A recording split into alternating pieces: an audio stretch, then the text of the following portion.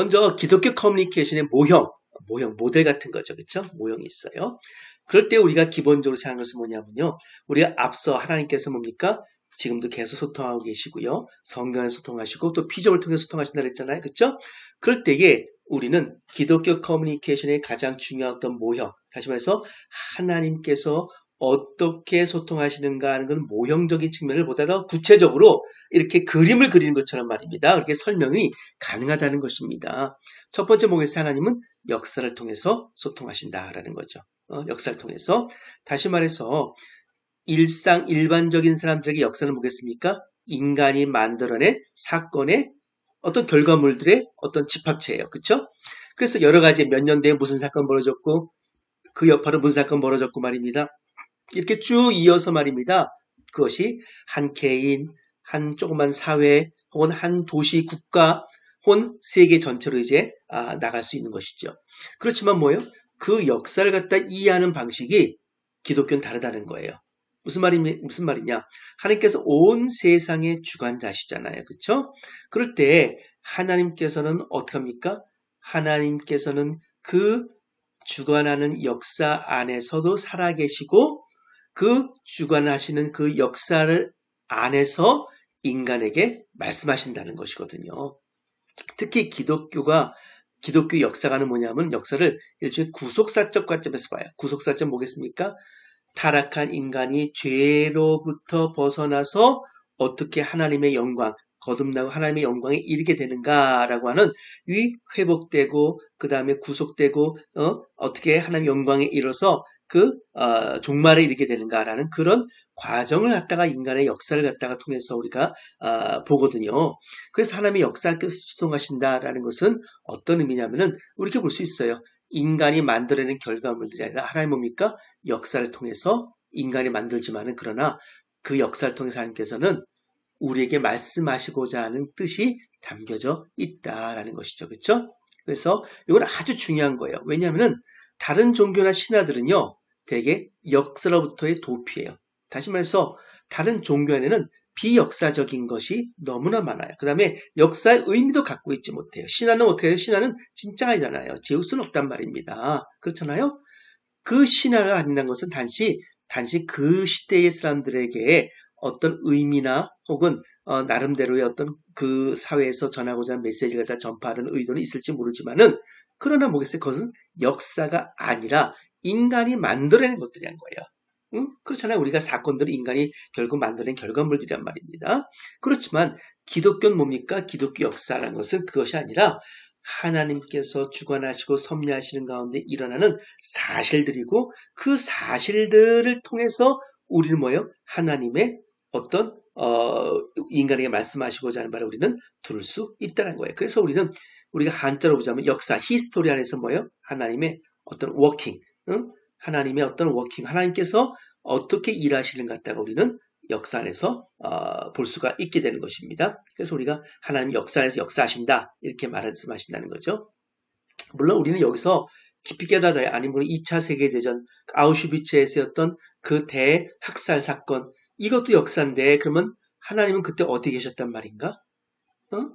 하나님 그걸 통해서 말씀하신다는 말인가? 그래요. 말씀 그렇습니다.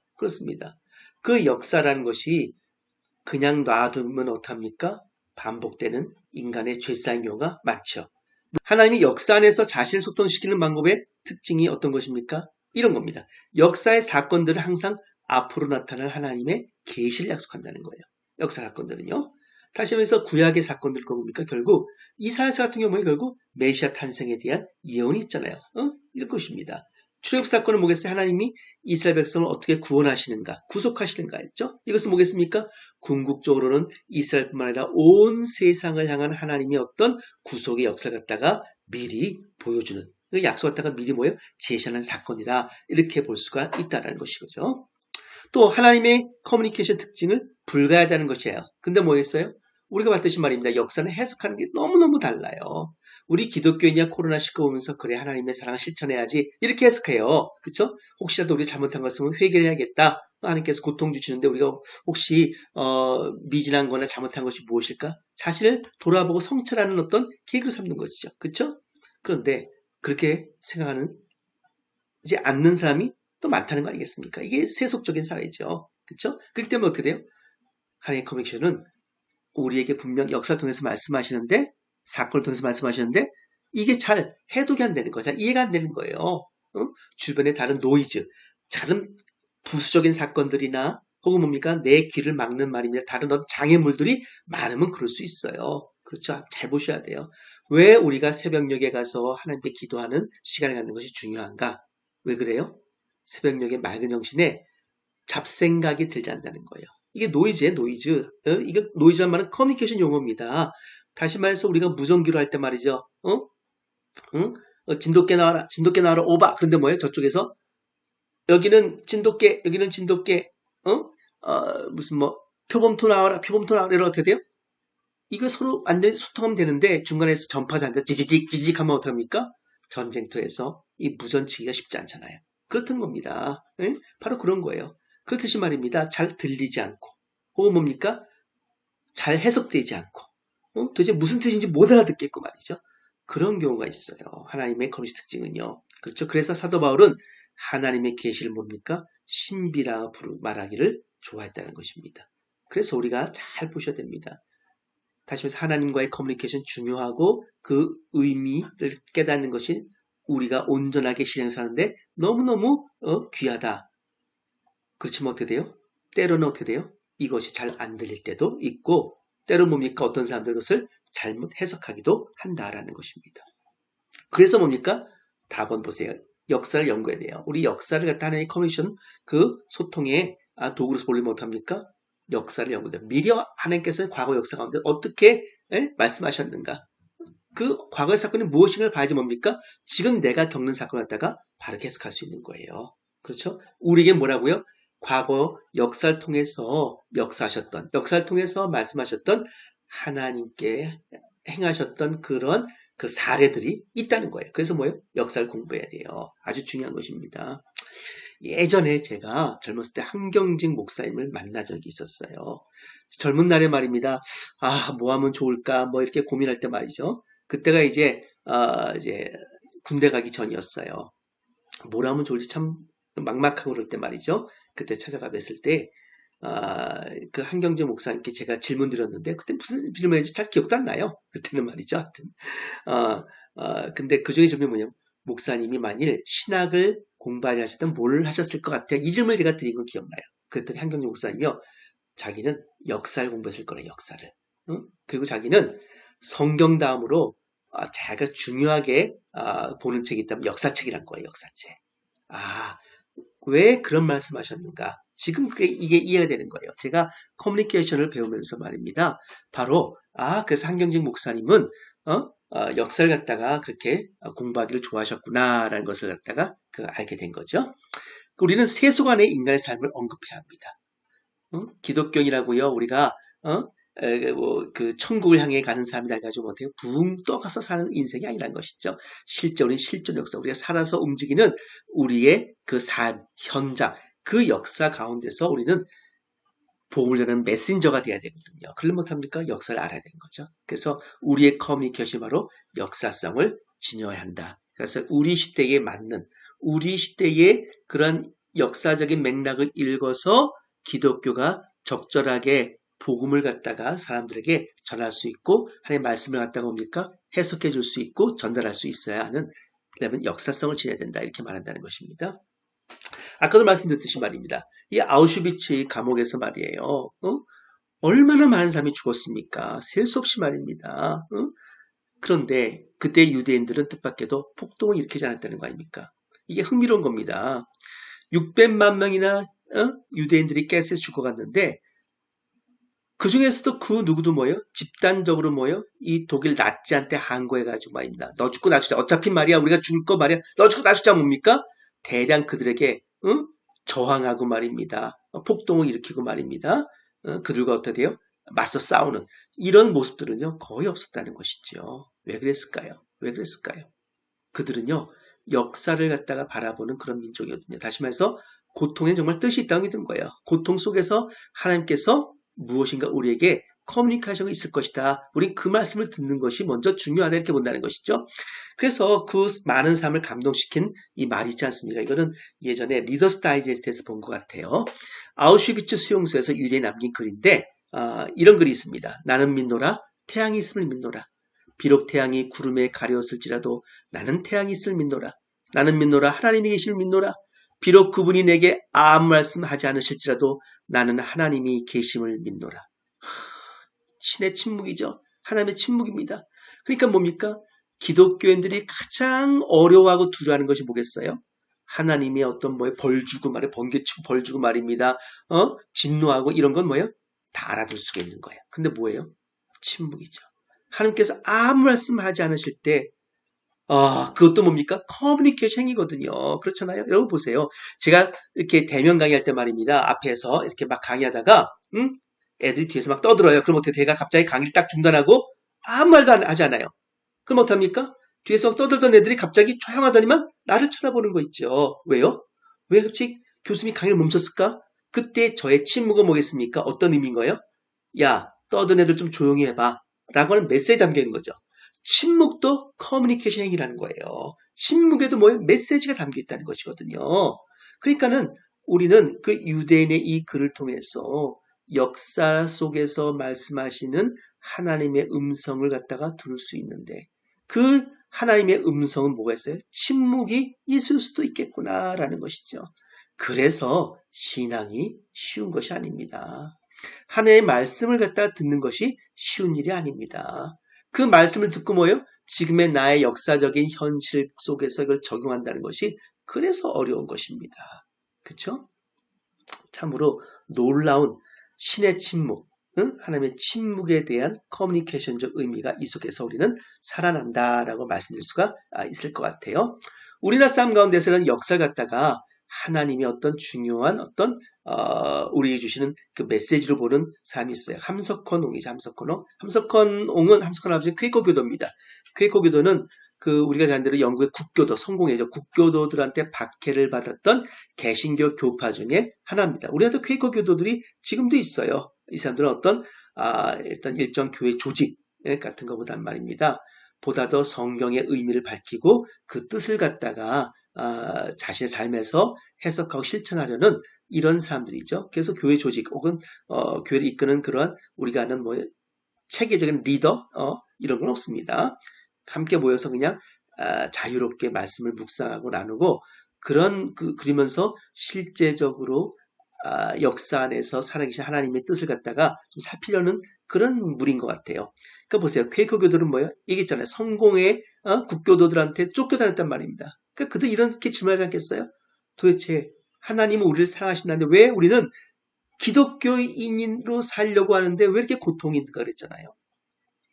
퀘이커 교도였던 함석헌 할아버지는 그래서 어떻게 보여요? 인간의 역사를 연구해야 된다는 거예요. 연구해야 된다는 거예요. 그래서 그분이 연구가 뭡니까? 연구한 게 뭐예요? 뜻으로 본 한국 역사예요.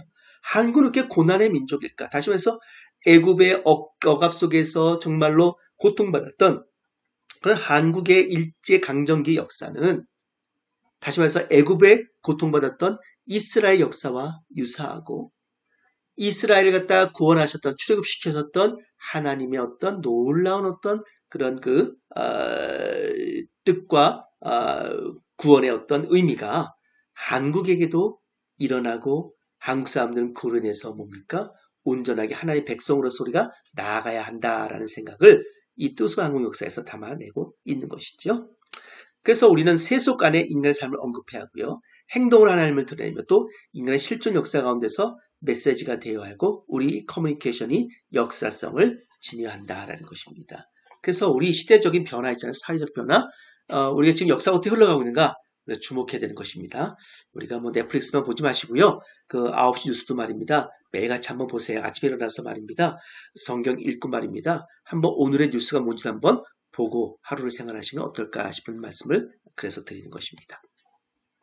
자, 하나님은 역사를 통해 소통하신다. 두 번째, 하나님의 커뮤니케이션 방법 뭐라고요? 방법은 언어를 통해서 소통해요. 언어는 가장 일상적으로 익숙한 것입니다.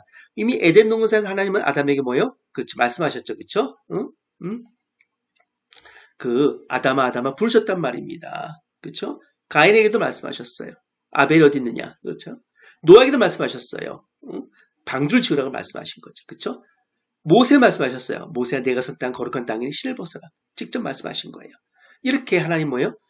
인간이 알아들을 수 있는 언어를 통해서 통하신다. 그래서 하나님께서 인간에게 말씀하신 그 언어, 그 언어가 온전하게 잘 기록된 것 가운데 하나가 뭐겠습니까? 성경이에요.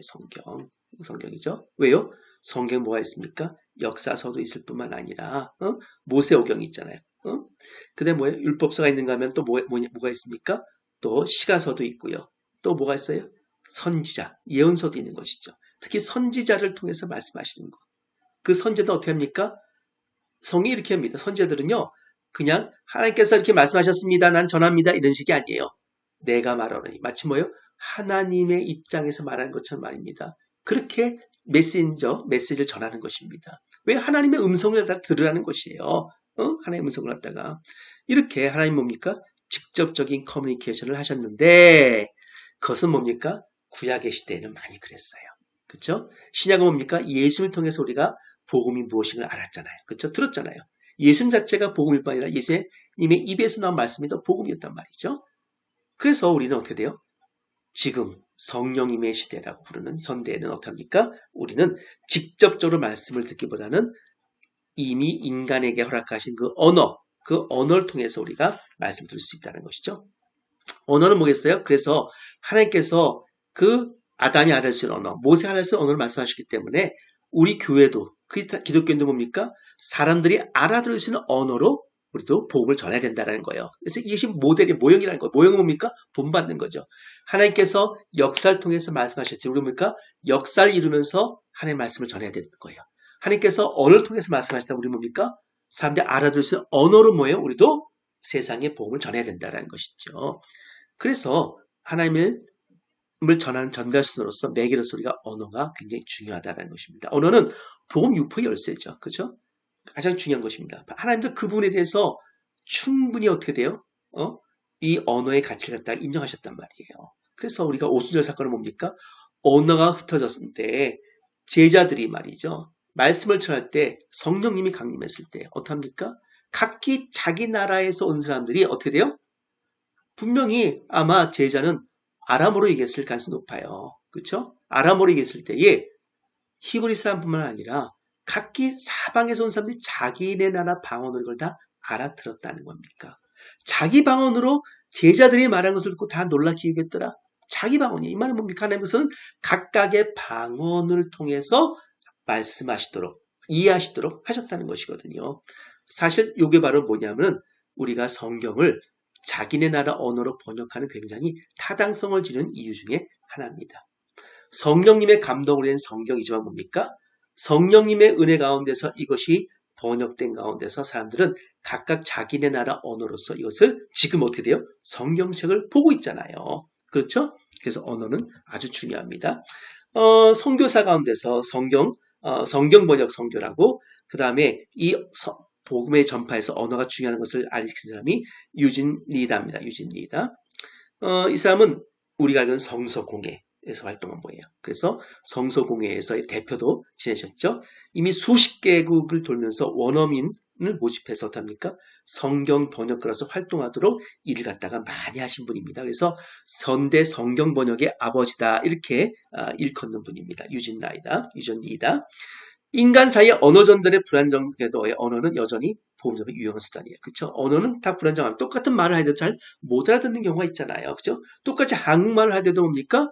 잘 못 알아듣는 경우가 있고 오해되는 경우가 있단 말입니다.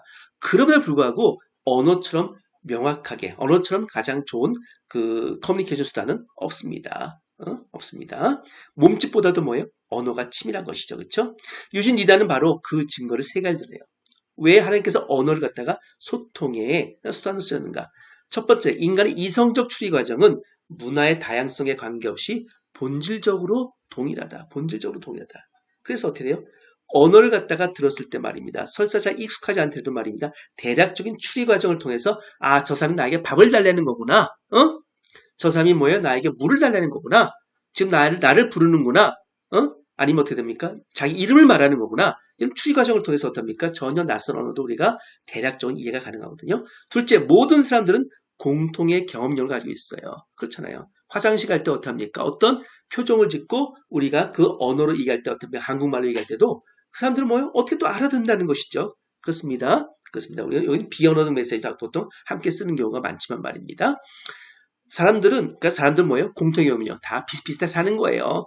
사람들이 살아가는 방법은요, 다 거기서 거깁니다. 네.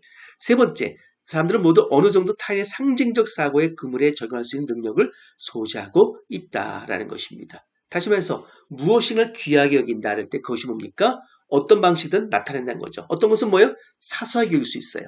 그럴 때에 무엇을 사소하게 여기고 무엇을 귀하게 여기는가 했을 때에 그런 언어적 표현이 어떻습니까? 그것을 갖다 보여주고 있거든요. 근데 우리는 그런 눈에 보이지 않는 것에 대한 가치를 갖다가 나름대로 어떻게 돼 어느 정도는 이거 이해할 수 있는 능력을 가지고 있다라는 것이죠. 우리는 그런 부분에서 사실상은요 언어가 여전히 어떻게 돼요? 복음 전파에 유용한 수단이다. 세 번째 하나는 뭐예요? 환상을 통해 소통하신다. 자 보세요. 하나님 어떻게 소통하시는 거예요? 첫 번째는 뭐라고요? 첫 번째 역사를 통해서 말씀하신다. 두 번째 뭐라고요? 언어를 통해서 소통하신다. 세 번째 뭐라고요? 환상. 환상은 시각적 언어예요. 시각적 언어. 그렇습니다. 시각적 커뮤니케이션이라는 것이죠. 여기 보세요. 민수기 12장 6절 8절 말씀 볼까요?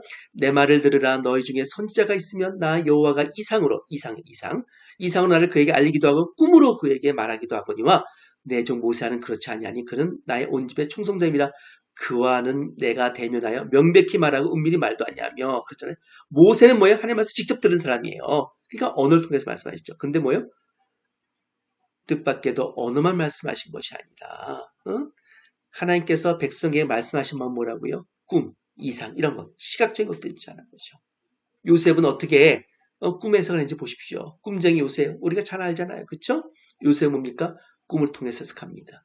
다니엘은 뭡니까? 환상을 해석해 주는 것입니다. 이렇게 하나님 뭡니까? 시각적 언어, 환상이라는 시각적 언어를 통해서도 하나님의 뜻을 갖다 전달하고 소통하셨던 그런 역사, 그런 성경의 예가 적지 않다라는 것이지요. 그렇죠? 에스겔 환상 보세요. 에스겔의 마른 뼈이라는 환상이죠. 특히 에스겔 37장에 아주 유명한 말씀이죠. 주 여호와께서 이 뼈들에게 이같이 말씀하시기를 내가 생기를 너에게 들어게 하리니 너희가 살아가랴. 하나님 뭐라고요? 뼈한테 말씀하시는 거예요. 너희 위에 힘줄을 두고 자, 마른 뼈죠. 마른 뼈가 뭐예요? 힘줄을 뒀습니다. 살을 입히고 가죽으로 덮고 너희 속에 생기를 넣으리니 너희가 살아나리라. 또 내가 여호와인 줄 너희가 알리라 하더라. 그렇죠? 무슨 말입니까? 이것은 뭐 이스라엘의 회복이죠. 그 강대국 속에 억압된 그러한 어떤 포로 생활과 정말 이 강팍한 생활 가운데서 다시 하나님께서 이스라엘을 회복시켜 주신다라고 하는 그 예언의 메시지가 이런 마른 뼈라는 환상 통해서 하신 거였거든요. 그 에스겔은 뭡니까? 환상을 본 것입니다. 환상 통해서 뭐예요? 하나님의 메시지, 하나님과 소통하신 거죠. 하나님의 메시지를 들은 거죠. 그래서 우리가 뭡니까? 이 시각적 부분에서의 어떤 역할, 꿈이나 환상이나 우리도 뭡니까? 이러한 시각적인 언어를 통해서 말씀을 전할 수 있다라는 점이 아주 중요한 거예요. 꿈은 성서에서 가끔 부정적으로 언급되지만요. 또 상당수 뭡니까? 긍정적인 경우도 많다는 거예요.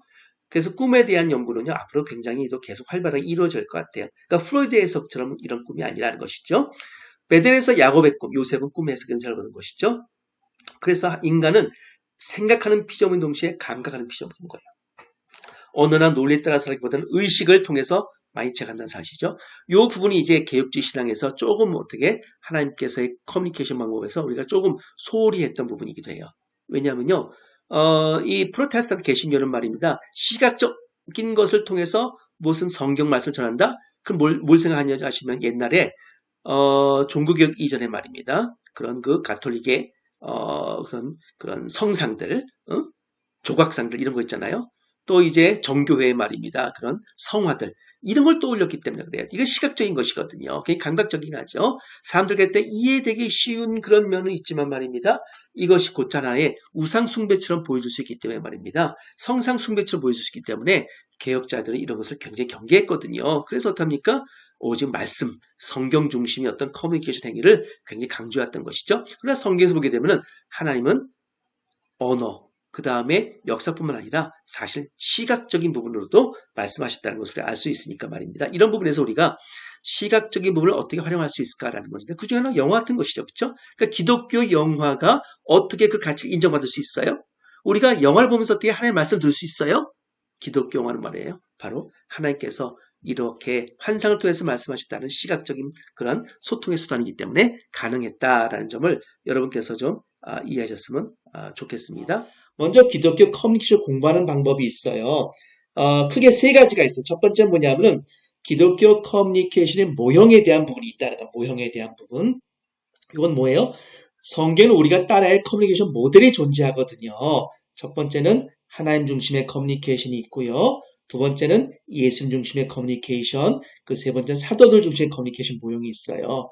여기서 핵심적인 포인트는 뭐냐면은 커뮤니케이션을 잘하기 위해서 성경은 우리에게 충분한 사례를 갖다가 보여주고 있다라는 것이거든요. 그 사례의 중심이 누구였어요? 하나님은 인간과 어떻게 소통하시는가 있죠. 뭘 배웠습니까? 세 가지가 있다. 하나님께서 우리랑 어떻게 커뮤니케이션 하세요? 첫 번째, 언어를 통해서 하신다. 두 번째, 역사를 통해서 하신다. 그 세 번째 뭐예요? 환상을 통해서 하나님은 인간과 소통하셨다. 이런 얘기를 갖다 했는데 기억하십시오. 이건 아주 제가 중요한 거라고 말씀드렸잖아요.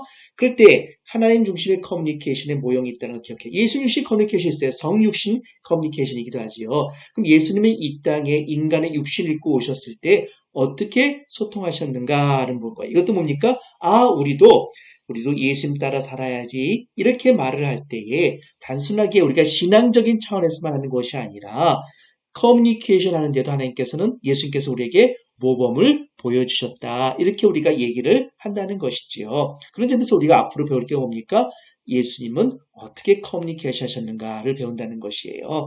세 번째는 사도들 중심의 커뮤니케이션의 모형이 있죠. 다시 말해서 사도 바울은 어떻게 커뮤니케이션 했을까? 베드로는 어떻게 세상 사람들에게 복음을 전했을까? 이런 것입니다. 그래서 우리는요, 세 가지 영역에서 실제로 성경 안에서 커뮤니케이션의 모델을 찾을 수 있다는 것이에요. 그래서 우리는 두 번째 보시게 되잖아요. 풍부한 사례를 갖다가 성경에 찾아가지고 이제 적용을 하는 것이지요.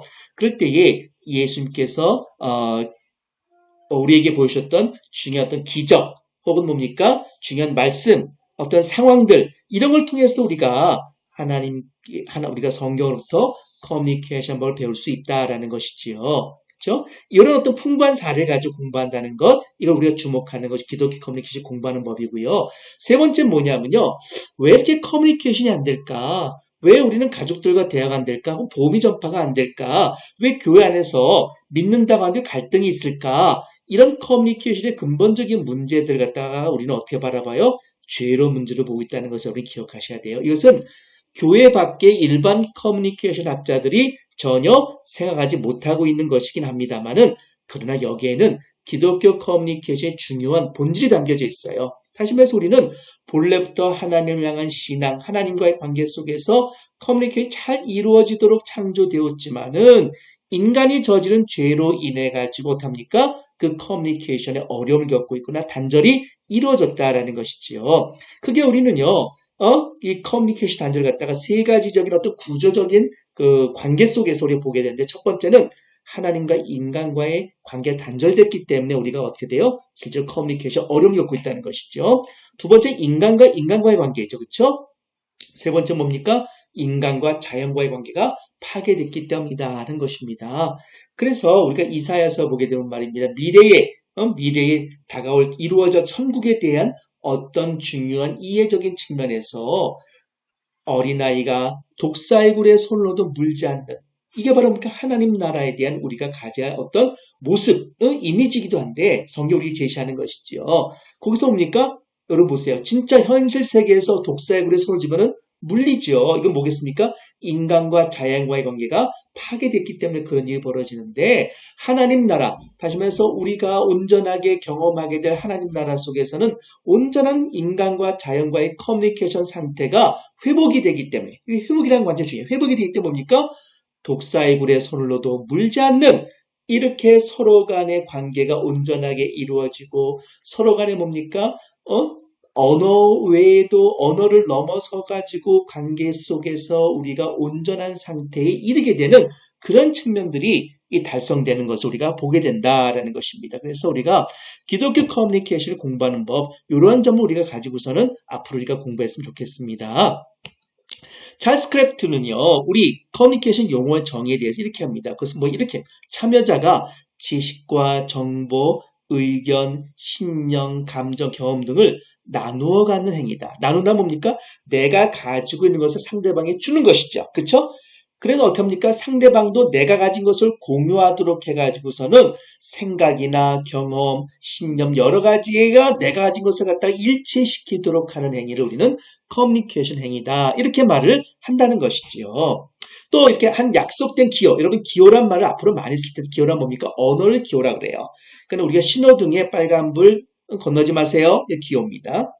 그리고 뭡니까? 한국어도 기호입니다. 그리고 보이지 않는 기호도 있어요. 예를 들어서 비언어적 메시지, 눈짓이라든가 손으로 하는 손짓이라든가 고개를 끄덕인다는 긍정적인 거 전부 다 뭡니까?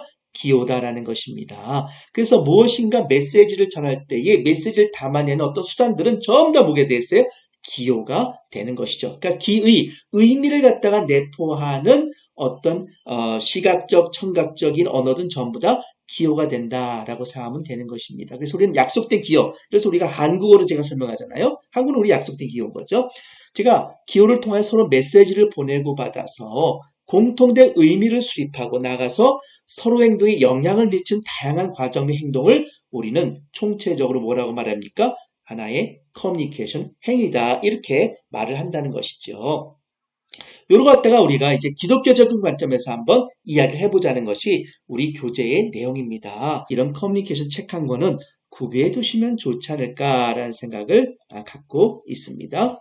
기독교 커뮤니케이션 기초란 뭡니까? 하나님 안의 커뮤니케이션, 모든 커뮤니케이션의 기원과 궁극적 목적 설명한다 그랬어요. 우리 지난번에 얘기했잖아요. 초대교회 때만 하더라도 커뮤니케이션 그건 뭡니까? 성만찬. 예수님께서 제자들과 성만찬을 떠올릴 수밖에 없었다라는 완벽한 커뮤니케이션. 이 떡을 드시며 말씀해 보랍니까? 이것은 나의 살이니 받아 먹어라. 예수님께 살. 잔을 드시며 뭐라고 말씀하세요? 이것은 나의 피니 받아 마시라 해서 예수님 스승의 살과 피를 공유함으로 말미암아서 완벽한 일치를 향한 하나님의 의지가 드러내는 것이 뭐예요? 성만찬. 우리는 그래서 성찬식을 지금도 우리는 거행하고 있는 거 아니겠습니까? 근데 이제 가톨릭은 화채설, 진짜 성찬식 할 때 예수님의 살과 피가 이제 변한다라는 화채설을 믿고 있고, 우리 프로테스탄트 개신교는 뭡니까? 기념설을 따르고 있다는 이런 차이점을 제가 지난번에 설명을 해드린 것입니다. 특히 기독교 커뮤니케이션의 가장 중요한 모델 뭐겠어요? 성부, 성자, 성의 삼위일체 완벽한 커뮤니케이션 모형을 교회 안이 가지고 있다. 그래서 교회 공동체는 기독교는 역사적으로 교리적으로 뭐겠어요? 커뮤니케이션의 본래적인 어떤 기원, 그 목적 갖다가 이미 그 안에 내포하고 있다라고 이제 설명한다는 것입니다. 그래서 사실상은요, 신학자들이 제가 보기에는 21세기의 성교학자뿐만 아니라 신학자들 반드시 알아둬야 할 것이 뭐겠어요? 커뮤니케이션 이론입니다. 커뮤니케이션 이론. 특히 성교학과는 더 말할 필요도 없다고 제가 말씀드릴 수가 있어요. 기독교 커뮤니케이션 단절됐다 이거 얘기했죠? 인간의 죄 때문에, 인간의 범죄 행위와 타락은 궁극적으로 하나님과 관계, 다른 인간과의 관계, 그리고 뭡니까? 자연과의 관계 단절의 문제를 발생시켰다. 그래서 우리는 죄의 문제를 가지고 커뮤니케이션적인 접근을 통해서 이해를 할 수가 있겠다라는 거예요. 그럼 우리가 궁극적으로 살아가면서 신앙을 갖고 복음을 전파하면서 또 이 자연을 궁극적으로 잘 관리하고 지키면서 하는 이 모든 행위들은 어떤 걸 말하는 거예요? 결국 기독교 커뮤니케이션의 회복을 의미하는 것이다. 회복. 그래서 이 회복은 뭐겠습니까? 죄의 극복을 통해서만 우리가 회복할 수 있다는 것입니다. 이것이 일반적인 다른 커뮤니케이션을 주장하는 세상의 학자들, 세상의 전문가들과 다른 점이 바로 그거 있는 거예요. 그러니까 궁극적 인간이 가진 죄성 우리가 예수 그리스도의 십자가를 통해서 구원을 받고 회복을 해야지만 뭡니까? 그 안에서 온전한 커뮤니케이션이 회복될 수 있는 거예요. 그렇죠 뭡니까? 내면적으로 분노를 가지고 살아가고 복수의 심리를 가지고 살아갔을 때에 온전한 커뮤니케이션, 온전한 관계 회복이 이루어질 수 있겠냐 하는 것이죠. 이런 커뮤니케이션 기초를 가지고 이제 우리는 이 교재를 갖다가 이제 하나하나씩 이제 설명이 들어가는 것입니다. 그때 이 교재의 저자인 찰스 크래프트 뭡니까? 간격이라는 말로 설명해요. 그래서 1장에는요. 두 가지 이런 도표가 나와 있어요. 그림 이름 뭡니까? 하나님과 그 다음에 우리 인간의 문화와의 어떤 간격이 있을 수 있다라고 말하는 것이죠. 인간은 다양합니다. 서양 문화, 동양 문화 다 다르고요. 나라마다 문화가 다 다르고요. 그 속에 존재하는 기독교인들 다 다른 모습으로 문화적인 삶을 살고 있죠. 근데 뭐겠어요? 근본적으로 하나님과의 간격, 이 간격은 죄로부터 이루어진 간격, 커뮤니케이션에 간격이 있을 때는 하나님과의 관계가 올바르게 성립되지 않는다는 거예요. 이 간격을 메꾸는 존재가 누구겠어요? 예수 그리스도죠. 그렇죠? 우린 예수 그리스도의 십자가의 은혜로 말미암아서 하나님과 인간과의 간격이 이제 어떻게 돼요? 다리를 놓는 이를 통해서 관계가 줄어드는 거죠. 간격이 뭡니까? 줄어들고 다리를 통해서 이어지게 되는 것이거든요. 이건 아주 중요한 의미가 있는 것입니다. 그래서 하나님과 인간의 과의 간격이 주어져 있는데 이 간격은 예수 그리스도를 통해서 성육신 사상 하나님께서 인간의 모습을 세상에 오신 이 사건과 십자가의 구속의 은혜를 통해서 이 간격이 이 단절된 간격이 이제 회복되게 되는 것, 이런 어떤 설명을 하고 있다는 것입니다. 두 번째 뭐예요? 인간과 인간 사이도 간격이 있을 수 있다라는 거예요. 이 간격은 역시 죄 때문에 이루어진 문제죠. 따라서 우리 뭡니까? 예수 그리스도의 용서와 사랑이라고 하는 또 다른 어떤 다리를 갖다가 놓음으로 말미암아서 또 다른 나와 다른 삶과의 어떤 관계를 갖다가 어떻게 합니까? 우리가 예수 그리스도의 다리를 통해서 또 이어지게 만들 수 있다라는 것이죠. 그래서 우리는 하나님과 인간과의 커뮤니케이션 간격이 있을 수 있는 것이란 거죠. 또 인간과의 커뮤니케이션 간격도 있고 같은 인간 사회, 같은 문화를 가진 사회 안에서도 서로 다른 간격이 있을 수 있다는 것이에요. 여기 오른쪽 보세요. 같은 원 보세요. 원 안에 조그마한 원들이 또 있잖아요. 그렇죠? 이건 개체를 말하는 것이요.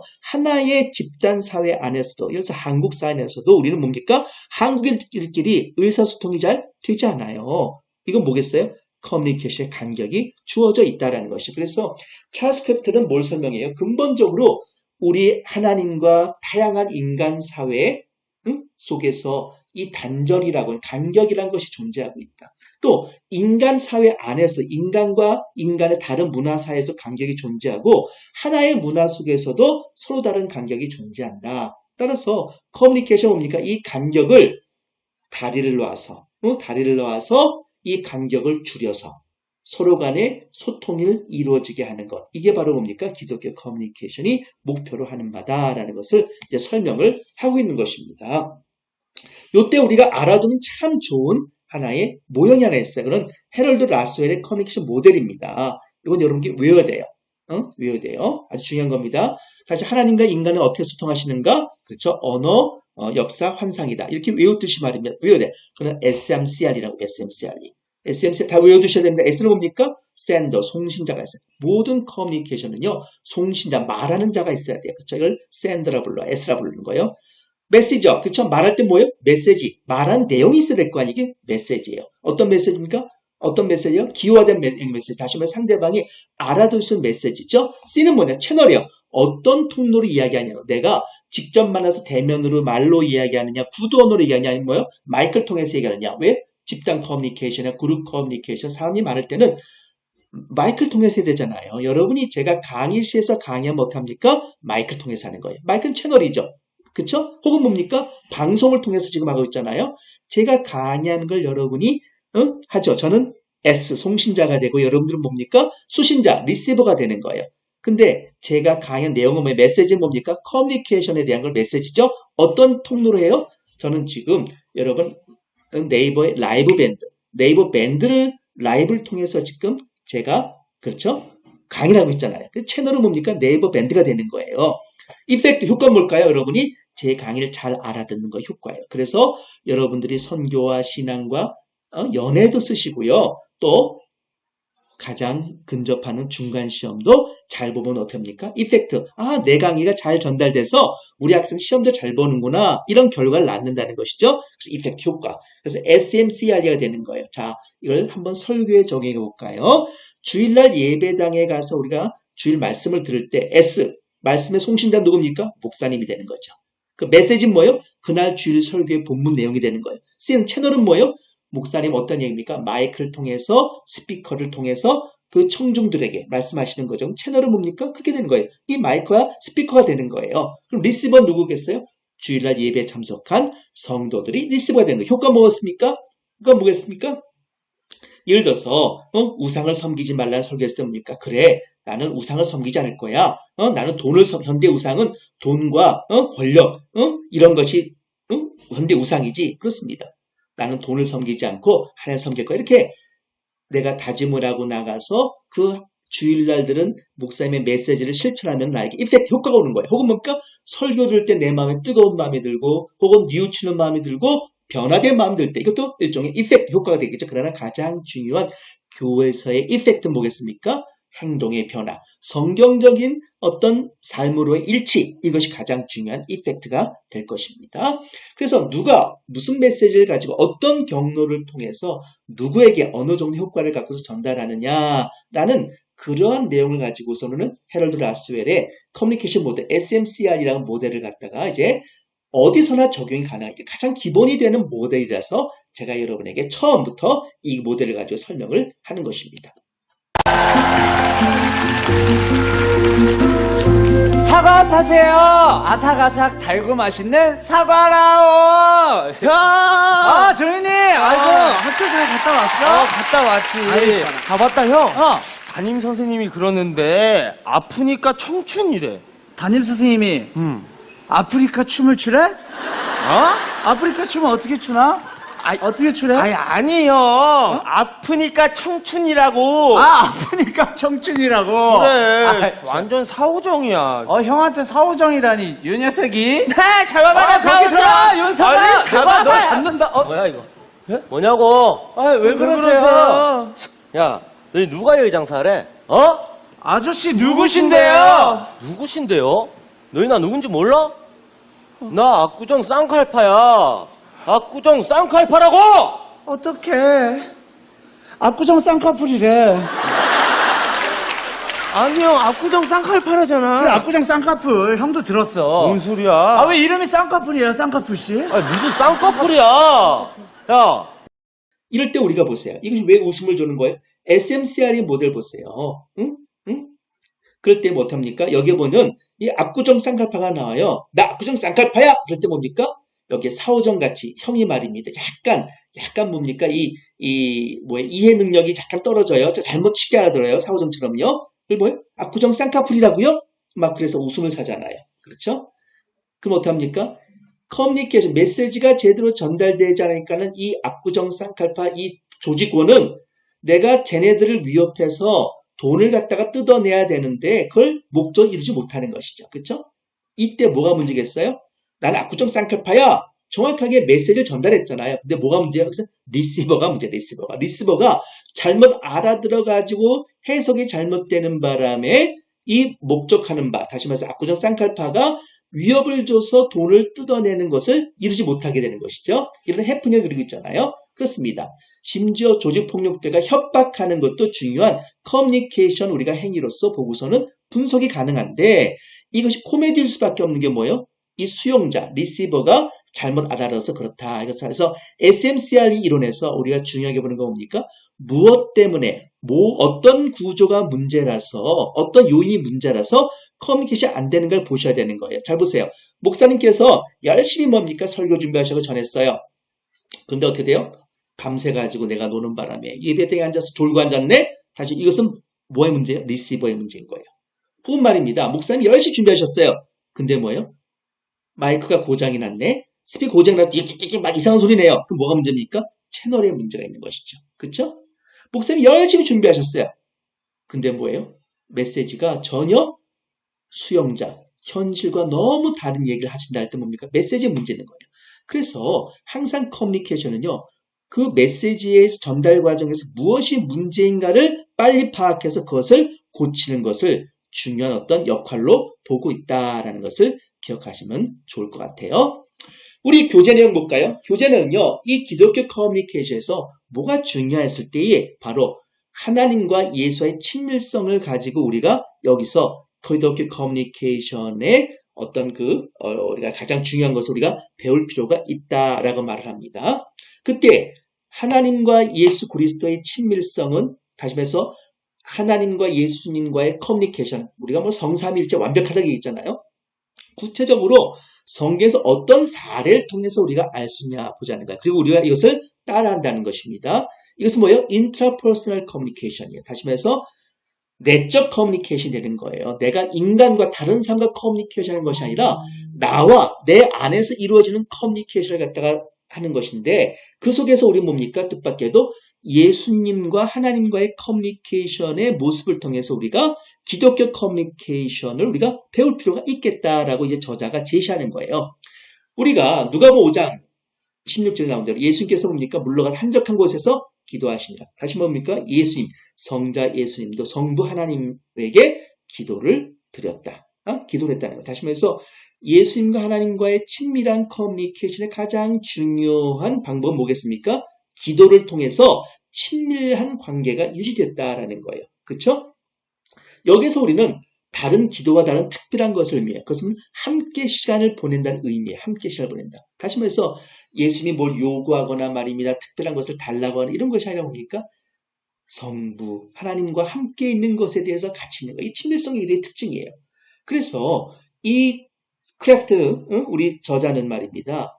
기도의 유형을 두 가지로 봐요. 하나님께 하는 기도와 하나님과 함께하는 기도. 그러니까 하나님에게 투가 하나님이 하는 기도 유형과 하나님과 함께하는 요즘 위드코로나 이런 말 쓰잖아요. 하나님과 함께하는 유형의 기도 두 가지를 나누고 있습니다. 한번 봅시다.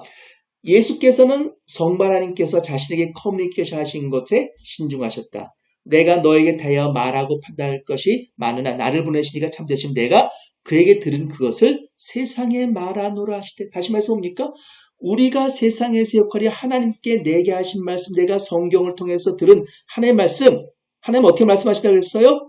언어를 통해서 말씀하셨다 했잖아요. 성경 통해 들은 말씀 뭡니까? 세상에 전하는 그런 어떤 유형의 그런 커뮤니케이션 행위를 우리는 여기서 볼 수가 있다라는 것이죠. 그렇죠? 그래서 우리도 뭐라고 해요? 동일한 친밀성을 필요로 한다. 그렇죠? 예수님께서 모범을 보여주신 것과 마찬가지로 다시 말해서 조용한 곳에 가셔가지고 하나님과 하나님께 기도하셨던 것과 마찬가지로 그런 하나님께 기도하는 걸 통해서 우리가 하나님과의 친밀성을 우리가 유지하면서 이 커뮤니케이션 행위를 신앙을 할 필요가 있겠다는 거예요. 커뮤니케이션 뭡니까? 기독교 커뮤니케이션은 뭘 특별한 것이라기보다 우리가 사실상은 신앙에서 배운 것들이에요. 이 하나님께 기도하는 것. 기도하는 것이란 것은 하나님과의 친밀성을 유지하는 것이 하나님과의 커뮤니케이션의 중요한 행위다라 이렇게 본다는 것이죠. 그래서 성배 친밀성과 똑같은 친밀성을 제자들이 구축할 때 그들이 자신이 행했던 일을 행할 뿐만 아니라 그가 더한 일도 행할 것을 약속하셨어요. 그렇죠? 무슨 말입니까? 요한복음 14장 10절 보세요. 내가 진실로 진실로 너에게 이르노니 나를 믿는 자는 내가 하는 일을 그도 할 것이요 또한 그보다 더 큰 일도 하리니 이는 내가 아버지께로 갑니다. 그게 뭐겠어요? 나를 믿는 자 내가 하는 일도 그도 할 것이요 그보다 더 큰 일도 하겠다. 그러니까 하나님께서 우리에게 주신 것, 그 믿음을 가지고 말입니다. 산을 옮길 수 있다라고 하는 것들, 이러한 예는 사실상 뭡니까? 예수님께서 우리에게 보여주신 그 풍부한 예를 통해서 증명이 되고 또 우리에게 제시된 바 있다라는 것이에요. 그러니까 우리가 얼마나 놀라운 삶을 살 수 있는가를 보여줄 수 있는 것이죠. 근데 그 출발점이 뭐랍니까? 하나님과의 친밀성, 기도를 통한 친밀성이 이루어질 필요가 있겠다라는 것. 이것은 소통의 중요성과 더불어 기독교의 커뮤니케이션은 대단한 능력을 동반하는 것이다라는 것을 보여주는 것입니다. 그래서 우리도 예수님처럼 예수님께서 하셨던 일들을 효과적으로 행하고자 한다면 우리도 뭡니까? 예수님과 친밀할 필요가 있겠다 하는 것이죠. 그렇죠? 그 제가 가장 좋아하는 성경 구절인데 뭐냐면 우리가 신앙을 배울 때, 성경을 배울 때에, 성교를 배울 때에 가장 우리가 잊어서는 안 되는 것은 뭐냐면 그것이 이론적으로, 이성적으로 뭔가 배우고 외우고 답안을 쓰는 것이 아니라 내가 체험하고 느끼고 실제 생활에서 적용되어야 되는 것이어야 된다는 뜻이거든요. 그때 우리가 가장 필요한 것이 뭐겠습니까? 친밀성. 다시 말해서 커뮤니케이션 원리, 연합과 일치라는 개념을 가져야 된다는 거예요. 다시 말해서 예수님께서 제자를 맡은 성만찬이 예수님께 살과 피를 갖다 제자들과 나눈 것이었듯이 마찬가지로 우리가 21세기에 살아가지만 신앙인으로서 성경을 배우는 사람으로서 하나님의 말씀을 복음을 전하는 사람으로서 가져야 될 가장 중요한 우리의 존재적인 어떤 상황이란 뭡니까? 예수님과 일치죠. 그렇죠? 요한복음 15장 5절 보세요. 나는 포도나무요 너희는 가지라. 그가 내 안에 내가 그 안에 거하면 사람이 열매를 많이 맺나니 나를 떠나서는 너희가 아무것도 할 수 없습니다. 그러니까 우리에게 요구된 것은 뭡니까? 우리가 가지로서 포도나무 대신 예수님께 붙어있는 거예요. 이것이 바로 사실상은 영성이라, 기독교의 영성이라 부르는 것이거든요. 기독교의 영성이란 뭐겠습니까? 특별히 내가 무언가를 해가지고 뭘 많은 업적을 내는 거 이런 게 아닙니다. 뭐겠습니까? 내가 그리스도와의 친밀성, 그리스도와의 교제, 하나님과의 연합이라고 하는, 하나님과 하나됨이라고 하는 이런 친밀감을 통해서 드러나는 능력일 수 있겠다라는 거예요. 그 능력은 뭐겠어요? 나의 능력이라 하나님과의 친밀성에서 일어날 수 있는 자동화된 그런 열매 맺음이라는 것이죠. 그렇죠? 그러니까 포도나무 가지 역할은 뭐겠습니까? 그냥 붙어있는 거예요. 붙어있는. 어떻게든 내가 포도나무에 붙어있으면 많은 열매를 맺을 수 있다라는 사실이죠. 그러니까 이러한 친밀감이야말로 어땠어요? 내가 그리스도로서 하나님과 소통하고 그 소통함을 통해서 세상에 중요한 열매를 맺고 복음의 열매를 맺고 하나님 나라를 이루는 그런 결과로서 나타날 수 있겠다라는 것입니다. 우리 교재엔 그래서 뒷부분에 1장 뒷부분에 기도의 유형이 나와요. 지금 두 가지가 있어요. 하나님과 함께 with God, 하나님에게 to God 이렇게 먼저 우리 저자 찰스 크래프트는 두 기도를 나눕니다. 그래서 하나님과 함께하는 기도 유형이 뭐예요? 친밀성의 실천이다. 친밀성. 내가 하나님과 함께 있는 것에 대한 기쁨을 나누는 것이 뭘 자꾸 달라고 쫄라대는 게 기도가 아니라는 것입니다. 물론 그런 기도도 필요할 때가 있어요. 뭐예요? 하나님, 우리가 흔히 말하는 기도는 하나님에게, 투가 하나님께 하는 기도죠. 하나님 감사해요. 감사의 기도 정말 중요합니다. 고백 기도죠. 하나님 찬양 하나님 저의 주가 되십니다. 고백 기도. 요청 기도죠. 하나님 제가 이번 중간 시험 잘 보게 도와주세요. 제가 이번에 취직 좀 잘 되게 도와주세요. 요청의 기도가 있어요. 중보 기도. 우리 교수님들과 함께 해주세요. 혹은 뭡니까? 주님, 우리 부모님을 도와주세요. 우리 교회 목사님을 주님께서 사랑하시오니 건강 회복하게 도와주세요. 이런 중보 기도가 할 수 있어요. 그렇죠? 남을 위한 기도죠. 그렇죠? 그런데 우리가 잘 아는 이런 기도는 익숙한 기도. 하나님에게 to God Christ. 그런데 뜻밖에도 얘기했죠. 이 찰스 크래프트가 굉장히 중요시 여기는 커뮤니케이션 상의 기도를 뭐겠습니까? 하나님과 함께하는 시간, 함께하는 것에 의미를 가진 기도를 통해서 하나님과 커뮤니케이션 하라는 거예요. 어떻게 했어요? 친밀성 획득이 있죠. 그렇죠? 흥미로운 건 뭐냐면 아까도 얘기했지만 포도나무에 가지가 붙어있으니까 열매를 맺는다는 거. 일종의 권세 획득이죠. 우리가 무엇인가 영적인 싸움할 때 뭡니까? 내 능력 가지고 싸우는 것이 아니다라는 거예요. 대장 대신 뭐예요? 예수님께서 나셔서 싸우시는 것이고 우리는 그것에 대해서 함께 함으로 말미암아서 그 승리의 기쁨을 누리는 것이지요. 이게 영적 싸움이에요. 우리가 보세요. 우리가 무슨 능력이 있습니까? 우리는 우리의 능력 가지고 이 사탄 마귀를 갖다가 이길 수 없습니다. 우리는 쉽게 유혹에 빠진 존재거든요. 그래서 우리는 뭐겠어요? 예수님 포도나무에 가지 붙어있는 가지로서의 역할을 갖다가 충실하게 하는 것이죠. 다시 말해서 with God, 하나님과 함께하는 것을 통해서 우리가 세상에 나가서 승리할 수 있다라는 것입니다. 믿으십니까? 아멘. 그렇습니다. 그래서 우리가 이 교재의 내용을 잘 읽어보시면 좋을 것 같아요. 그래서 우리가 기독교 커뮤니케이션에서 중요한 것은 뭐라고요? 기도를 통한 하나님과의 커뮤니케이션, 예수님의 커뮤니케이션. 이것은 하나님과 함께하는 그런 유형의 기도를 통해서도 우리가 나타날 수가 있다라는 것이죠.